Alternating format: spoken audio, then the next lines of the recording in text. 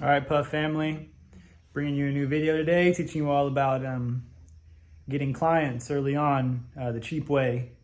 This isn't for people who are already established with work coming in and money to spend on advertising. This is for people who are new to the window cleaning business or just home service business and are looking for ways to get clients that are cheap and effective.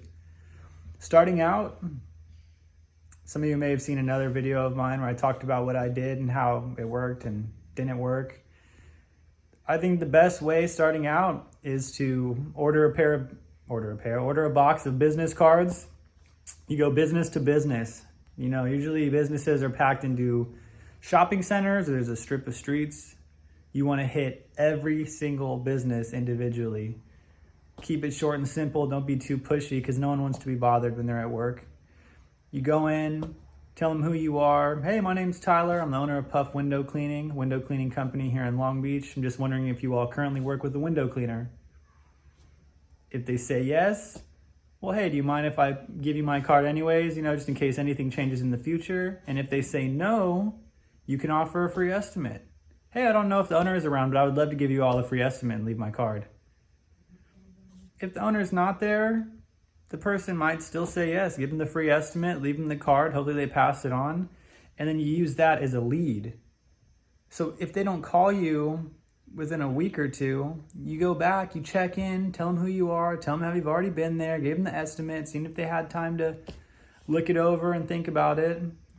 And or you could find out what day the owner is there and go in and talk to the owner personally.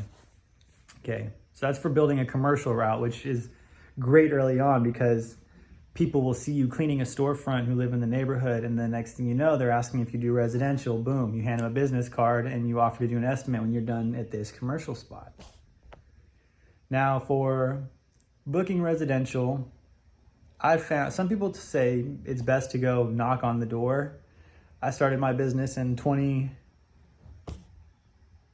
I started like right at the end of COVID, basically. So people were still a little distant, and some, a good majority were still wearing masks in public, even though it wasn't mandated. So I didn't want to go and intrude on someone's own personal space by knocking on the door and bothering them. There's also a lot of crime that's been happening lately, so I don't want to look like I'm just up to no good casing the home. So what I did, I went on Vistaprint. I ordered 1,000 door hangers. You make them simple, clean, tell them what service you're offering, tell them how good of a job you do, offer a free estimate. I like to offer 10% off the first cleaning too. When first starting out, it's a great way to book clients. Everyone loves a deal. So you get 1,000 of these door hangers. You could pass them all out probably in a day if you were hungry. Your feet are gonna hurt, but you could do them in a day. I found that some of the knobs that are circled, it's better off to just throw it on the porch, because if you're fiddling with the knob trying to put the door hanger on there, it might look like you're trying to break in. Everyone has Ring cameras nowadays too, so you might get yelled at. If it's the kind you just slide right on, boom, easy, slide it on there, but don't be fiddling with the doorknob too much. So I found from door hangers, the first day I passed them out, I had someone call me. I passed out maybe a quarter of them, so maybe 250 of them at the most, and I'm pretty sure it was less than that. So, the door hangers on Vistaprint, 1,000 of them. They always are doing promos on Vistaprint, so it's easy to order more. You get 1,000 of them for like $150. Okay, you pass all those out. Say only one person calls you back. You want to have the Nextdoor app set up and ready to go.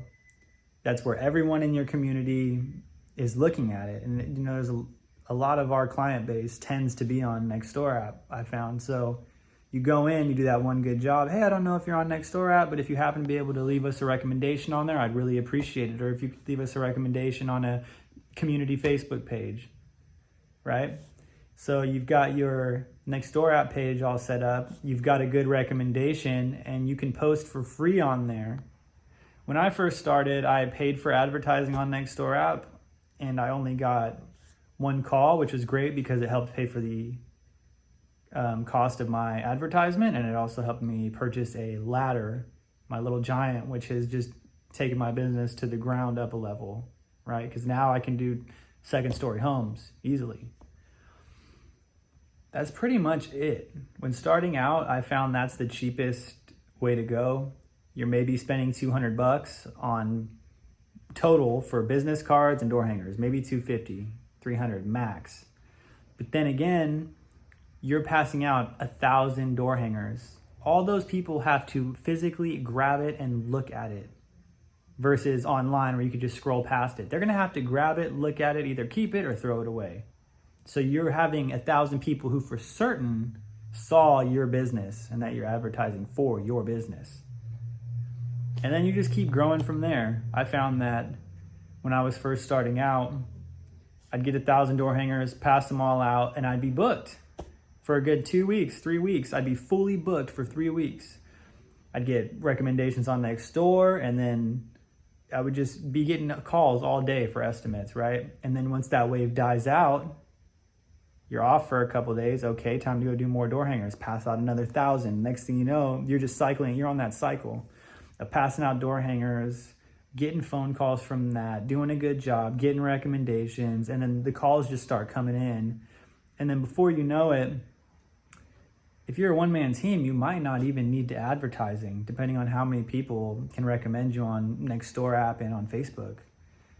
So when you guys are starting out, don't have a lot of money, you figure you spend $100 on supplies, $200 on advertising, you're in for $300. You can make that all back in one day on a pretty average sized window cleaning job. So get out there, no excuses, guys. I know it's scary at first. Even passing out door hangers, I was always afraid someone was going to yell at me for touching their door handle or knob and think that I'm up to no good and have this whole thing where I'm dealing with the police now. I'm just trying to make money for my business.